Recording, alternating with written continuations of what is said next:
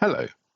When you talk about data and statistics, you never usually look at just one number. You're always going to be looking at a number compared to another one. And this is really true when it comes to things like GDP, gross domestic product, which is a very large number. Okay, some countries have got much larger numbers than others. Um, Taken on its own, the GDP is just, how much stuff a country produces in a given year. But in order to understand how wealthy a country really is, it's important to look at how much the country needs to borrow to meet all its obligations. Okay? Now, that's a more complex topic, which we'll look at in more detail later on. But today I'm going to be bold. In fact, no, I'm going to be brave because I'm going to take some GDP data and some public sector net debt data. I'm going to bolt them together using a product called Mosaic, which is done by my company, Strategy. And then we're going to ask Strategy's AI to educate us about the relationship between GDP and public sector net debt. So let's go and have a look at the data first. Here we are inside Mosaic, as you can see up there. What we're going to do is we're going to grab a couple of local files. So these are the files I showed you previously. So let's pick UK GDP and UK public sector debt. Open.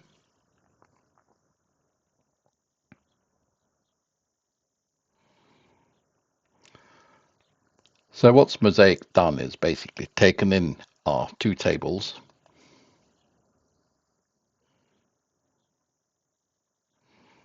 and is also analyzing them as I do this. So let's just add this table. See, there it is. And let's click on this one. Let's just add that to our model. Okay. There's not much that we need, not much else we need to do here. We've added our two tables. So what I'm going to do now is I'm going to click on Proceed.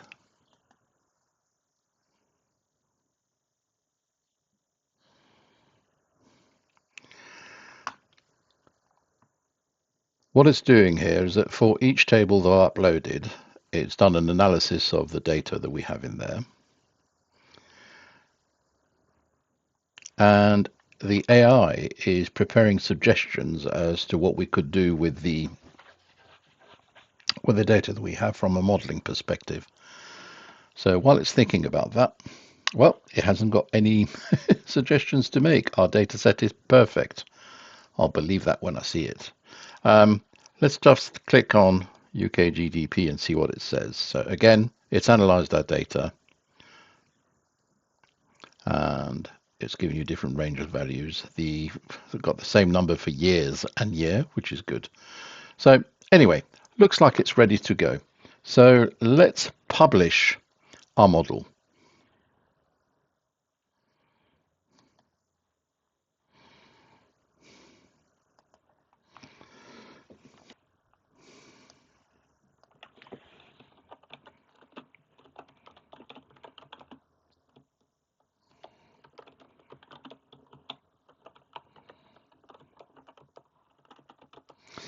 So what it's done there also is that it's added a helpful description, which is exactly what we're going to do.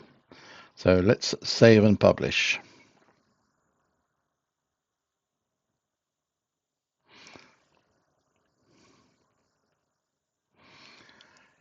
It's giving me some helpful hints about what we could do with the data. And there it is. So we can do two things there. We can create a bot or we can create a dashboard. I think for the interest of clarity, I'm going to create a dashboard to start with. So let's click on that option.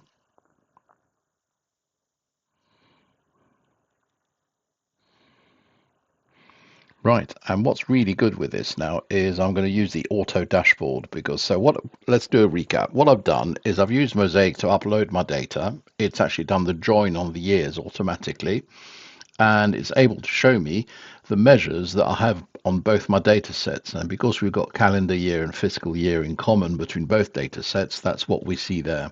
But it's grabbed the gross domestic product from one data set and the other measures from the other data set. And let's see how that behaves, because normally joining can be surprising, especially as we have a challenge because we don't have the same number of years in both data sets.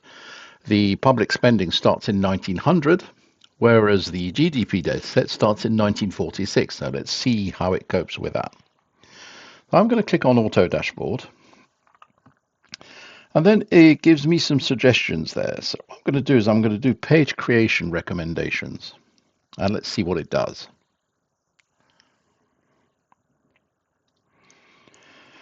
Right, so I want to see the GDP growth over years, public borrowing trends, receipts versus spending comparison. Let's have a look at the public borrowing trends to start with. So let's click on that. So what Strategy AI and I was doing is it was getting everything ready. And where is it going to put the result? Well, in the main visualization pane. I'm rather pleased with this because it would have taken me about half an hour to put all this together. Whereas now, well, it's done in, I think, less than 30 seconds, which is really quite impressive. Okay, let's look at what it shows us there. So first of all, it's showing us trends by calendar year. So that's the PSNB, so public sector net borrowing, starting in 1900. Now, I'll give you three guesses as to what that enormous bulge is in between 1914 and 1920. So that would be World War One for you. Let's move on a bit in time. Another huge bulge for, well, World War Two and the recovery from World War Two. Let's not forget this is as a percentage of GDP, which is actually interesting.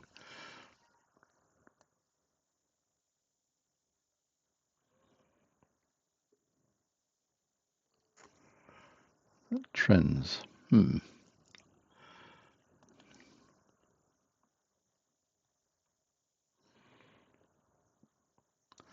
Again, we see this a bit better down here.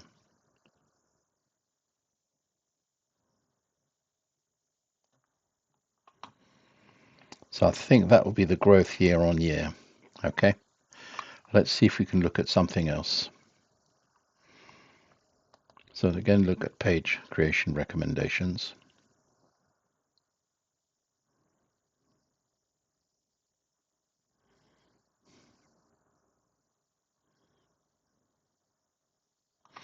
Let's look at GDP versus PSNB correlation.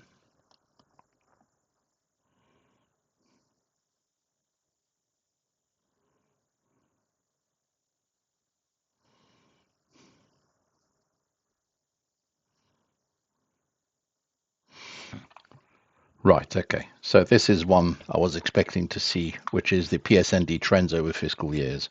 And we can see again, we've got the bulges for World War One. So this is actually showing you that at this point in time, in 1919, 1920, our borrowing was, 144% of the GDP. Okay, and then it goes up to a peak of 240% of GDP after World War II. It's quite frightening, really. And then a long downward slope where the UK has been obviously sorting out its debt, repaying it back. A bit of a bulge during the oil shock. And then a plateau. So there we're at below 40% of GDP. And then the financial crisis hits. So we now start creeping back towards 65%, 71%, 74%, 77%. Does it stop there? Well, no. Of course, here you have our friend COVID, which basically takes us pretty much very close to 100% of GDP, right? Which is where most industrialized nations are at the moment. So now, don't focus on just that, because obviously that is expressed as a percentage of GDP. The GDP has grown radically over the years. So if you, again, starting from 1946, it's almost where it's too small to measure for the scale. This is 12 billion. Okay. And as we go forward in time, we can see that from 1974, the GDP starts growing, growing even more with a bit of a pause during the financial crisis, and up. Here's our friend COVID again, and the projection continues going up. Now, gross domestic product, as I say, we'll talk about it separately, but it's basically all the money a nation makes. Okay, and the borrowing is how much the nation has to borrow in order to meet its requirements. And if we're talking about nearly 100% of GDP, and you look at the GDP, for instance, for 2025 being nearly 3 trillion, okay, well, if our debt is about 100% of GDP, that means that we owe as much as we got coming in, and we've got to service the interest on that. Anyway, a longer conversation at a later date. So that's actually quite neat. And what I wanted to highlight really is how quickly I was able to get those data sets, put them in Mosaic, and start creating dashboards. And clearly, a few things need improving as to the dashboard, like we need to probably put some colors in, make it a bit attractive. But the fact is, I was able to create a 2-page dashboard in minutes, I'd say seconds even. So there you go. GDP, public sector net debt, analyzed by Strategy's Mosaic and its dashboard.